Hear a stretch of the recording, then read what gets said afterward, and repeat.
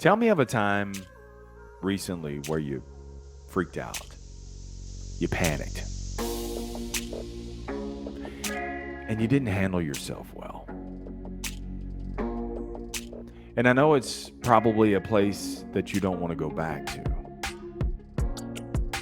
But if you want to minimize the likelihood in freaking out again and handle yourself poised and confident in the next situation, then there's 3 areas that we need to address that will reduce the likelihood in you ever freaking out again. If you're tired of settling, then we better get to selling. Welcome to Sales Life. All right, TSL, let's get it. Welcome to another episode of the Sales Life. I am your host, Marsh Buice. I'm super pumped and super grateful that you are here because out of the millions of episodes there are to choose from, you chose this one. So if you've been here before, thanks for coming back. And if this is your first time here, well, welcome. These episodes, they're not super long. We're going to get you in and get you out so you can get on with your sales life.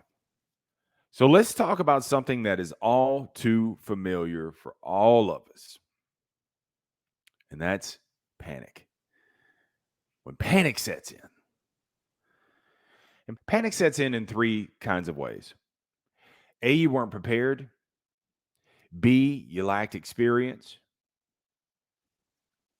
Or C, you didn't apply any reflection to it all.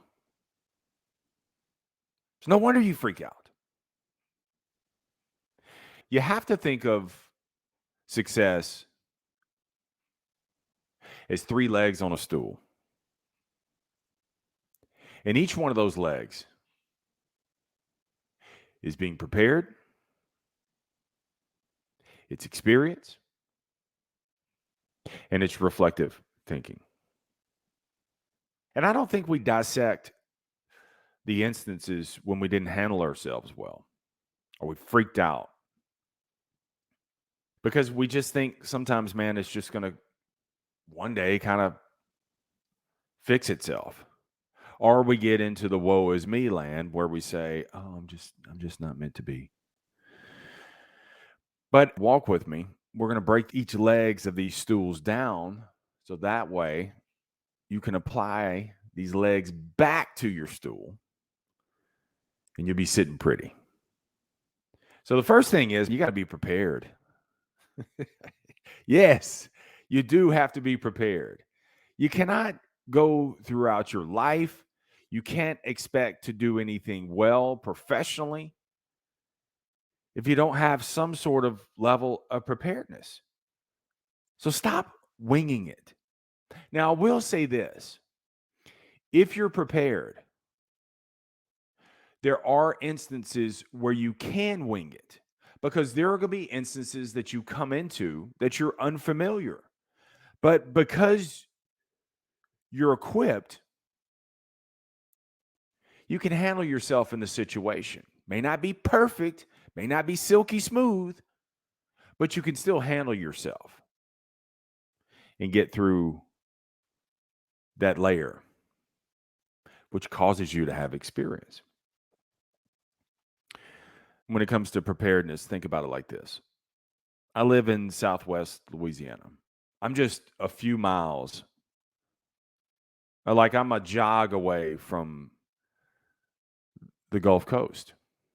Well, what happens in the Gulf Coast? Last year, we were rocked by a Category 4 hurricane, just devastated our city. And recently, New Orleans, 3 hours away from me, was rocked with a Category 4 hurricane. So strong, in fact, it went all the way to New York and wreaked havoc. That's how strong these storms are. But every, June to November is hurricane season. And so during this season, I got to be prepared. See, I don't let the storm hit me And then I'm like, okay, what do I need to do? It's an hour away. Now I got to be prepared for it. So being prepared means I got to have water, I got to have flashlights, batteries, I got to have a generator, big gas cans, extension cords, some money because ATM may be out. And then I got to have the insurance policies, make sure they're all up to snuff, make sure I've read them, I know what's covered, what's not covered, some containers to take clothes and stuff with me above and beyond what a normal suitcase would be, because I'm probably going to have to pack heavier. See, this is all about being prepared. So when the storm comes, I can take action. I'm not trying to figure it out on the move. I've already prepared. I've got these things segmented to head out. Now, prepared doesn't mean that you're fully complete. And I think sometimes people, I don't know, they use preparedness as a crutch and they think, oh, I got to do, a little bit more. I got to prepare a little bit more. That's really a crutch that they're just terrified of getting out there. So I've got salespeople that are like overly prepared and they'll camp out going line by line of trying to know everything. I said, dude, it's impossible to know everything. You need enough to be equipped to handle yourself. And the rest of it, I'm going to have to teach you on the job, OTJ. I got to teach you on the job. I got to teach you on the fly because some of this stuff, man, you've got to roll it into experience. Many times people over prepare and they think that they have to read 100 books before they start a podcast. No. Read 100 pages. And when one of the ideas bubbles up, run with the thing. Go. Because even if you're fully prepared, if you lack the experience, it's not going to come out the way that you think it is anyway. And what you think is a masterpiece, 10 years from now, you're going to listen to it and be like, oh. It's kind of like my daughter the other day. She had school pictures. And so she was wondering, should I wear my hair up? Should I wear my hair down? Should I, she's got big, poofy, beautiful, curly hair. And she was like, should I leave it? I call it the Lion King mane. Should I leave it like that? I said, baby, she's 13. I said, it doesn't matter because whatever hairstyle you're going to go with, you're going to look back at this picture, this school picture, 10 years from now and be like, I can't believe I had that hairdo. So don't give it so much thought. Getting back to what we're talking about. Be prepared, but equipped enough just to take action. You're never going to fully know everything. I don't. I'm 23 years in sales.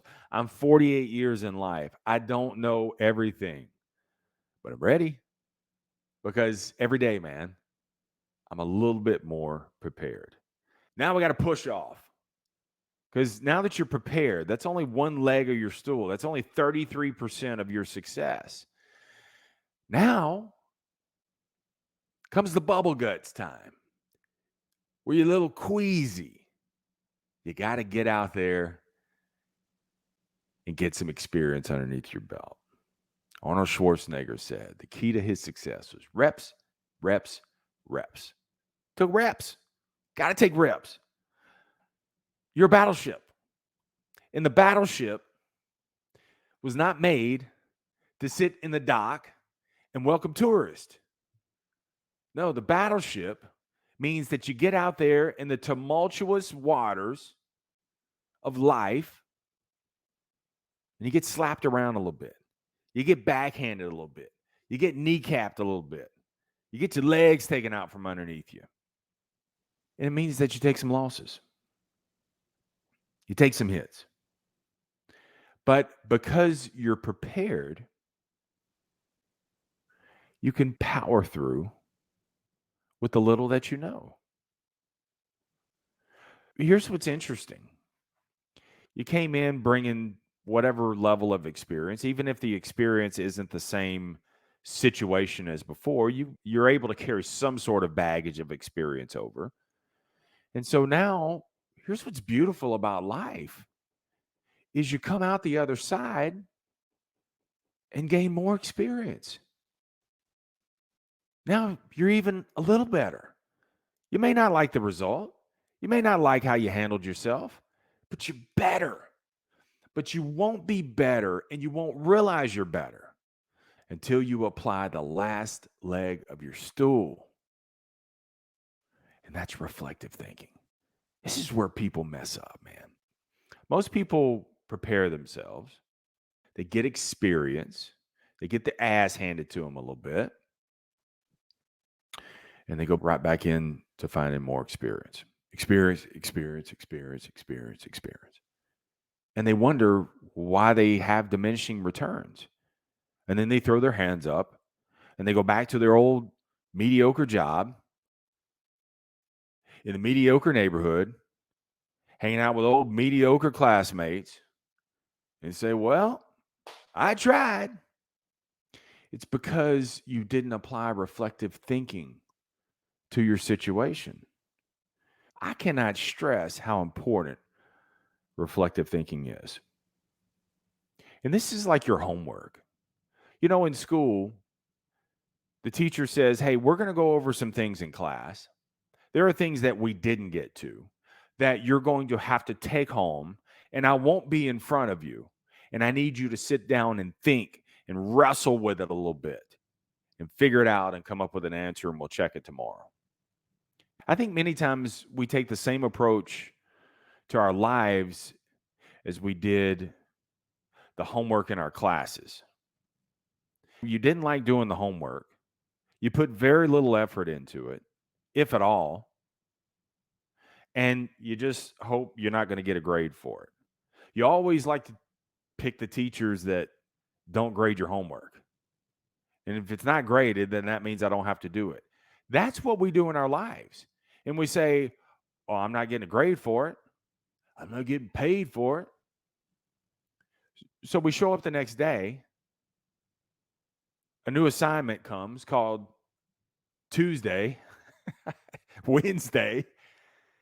And then we're like, I don't know how to do this, because you haven't trained yourself to give some reflection, to do some homework in the offline hours where you sit down and you wrestle with it a little bit. See, if you don't apply reflective thinking to your life, it's like you're trying to sit on a two-legged stool. It's just wobbly. I mean, I got to balance myself. When you got another leg right there, you've already prepared, you had some experience, but then people just roll right into the next experience. But if you apply that last leg of your stool and give some reflection to what went right, what did you do well? What did you not do so well? If you apply some reflection to that, you got a 99% chance of success because you got all three legs of your stool. When you apply reflective thinking, you'll make it personal. You won't take it personal. See, when you don't apply reflective thinking, you don't think about the level of preparedness that you had. You don't think about the experience that you just went through. You just roll into the next thing. Well, that's what causes you to take it personal. And you say, oh, life's conspiring against me. But if you apply reflective thinking, this is where you make it personal and make it a fabric of your success. You take some of those losses and you make it into more wisdom, and you apply it as a part of your preparedness. Think of your reflective thinking as like a game film of sorts. So in sales, you do a mental game film of how you did with the last customer. Give some reflection to it. You were prepared. You knew your product. You've been working in sales for a year.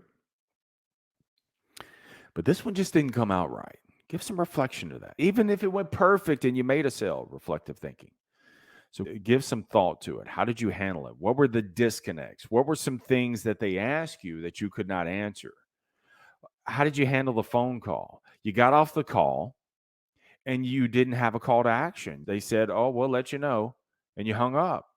Give some reflection to that in the moment while it's still red hot. And you say, "I didn't have a call to action. I didn't even set up the next phone call. Like I'm just expecting them to call me back." See, that's reflection. Or if you didn't handle an interview right, you walked in thinking that you're going to interview 101, and you walk in and there's a round table full of executives that are peppering you from all kind of different directions of questions. And if you don't give any reflection to it, you're going to take it personal. Well, they didn't want to hire me. They already had somebody chosen anyway. But if you give reflection to it, it pulls the emotion out of it. And you make it personal. You break it all down. Bob over here hit me with a question. God, no, I knew that answer. I just clammed up. I just didn't think about it. Here's the answer. And you may come up with a thought of a follow-up. How different would that be? You follow up with the HR director. Say, Mr. Sanders asked me a question the other day, and I don't think I answered it properly. Is he around where I could talk to him? Or would you mind if I told you what that answer is? Because I know the answer. It's reflective thinking. Out of the reflective thinking comes a recycle of sorts. Because now what you're able to do is you've given it some thought. You've broken it down. This is what went right. This is what didn't go well. So you roll it into preparedness. Just that area right there. You get it ready. You get it silky smooth. You handle it better. And you roll it into the next thing where it's more polished. It's more thought through. Boom. And then you push off to the next experience. And as you do this, you apply these 3 legs of your stool, that 1%, that luck, luck favors the prepared, the experienced, and the one who gives reflection to the experience. That's when luck can kick in. That's the ignition of luck. Why can't I get lucky? Because you're not prepared. Why can't I get lucky? Because you won't take on any new experiences. Why can't I get lucky? Because you give no reflection. You just shrug it off and move on. When you do this, when you roll these things over and over again, just imagine this. You keep recycling. You keep reinvesting those dividends. Oh my gosh. This is what makes you RFA, ready for anything. See, I have a RFA badge. I'm ready for anything in sales. There's not anything a customer can ask me that I'm not ready for. Do I know every answer? No. Am I ready to give an answer? Yes. So I'm ready for anything. And when you ask me that question, I'm going to be able to handle myself poised and confident. And even if it's not the exact answer, it's enough to push through poised and confident. And we can figure it out along the way. That's your RFA. You want to be ready for anything? That's how you do it. You make sure you have 3 legs to your stool, and then you reinvest that over and over again. This is what's going to weaken the intensity of your freakouts, of your panics. Now, the first time around, using your stool, preparedness, experience, and now you're going to apply some reflection to it, you'll realize that you survived. Oh, I made it. And you'll be less helpless. 3 to 5 times around, you're going to be better. 6 to 10 times around, oh, you're going to be confident. 12 24, 36 times around, making sure that all 3 legs of your stool of success are attached, oh, man, you'll be unstoppable because you'll be tighter in your thought. You'll be more concise, more decisive, and you won't freak out. And that's the thing that customers want to do business with, somebody who is like that. That's the thing that's going to get you promoted. That's the thing that's going to make that HR manager say, they don't have all the qualifications, but there's something there. I'm going to go with my gut on this one. We're going to hire you. So let's crack open that TSL tool chest. Let's make sure we got all your legs attached. 3 legs to your stool. What are they? Go ahead. I'll wait. Let me help you. Prepare. Experience. What's the last one?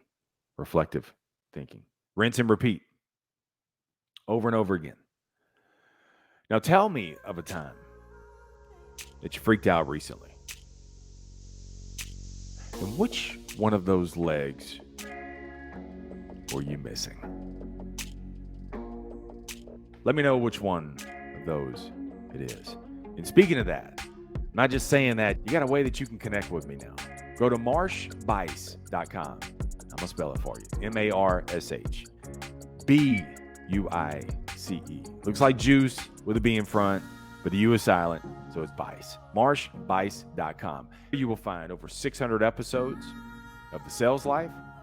You'll also find all the links where I hang out on the socials in the top right-hand corner. You'll also find the link for the YouTube channel. So that way, if you want to watch this episode and so many more, then you can click on that. It'll take you right to the YouTube channel. Be sure and subscribe if you hang out there.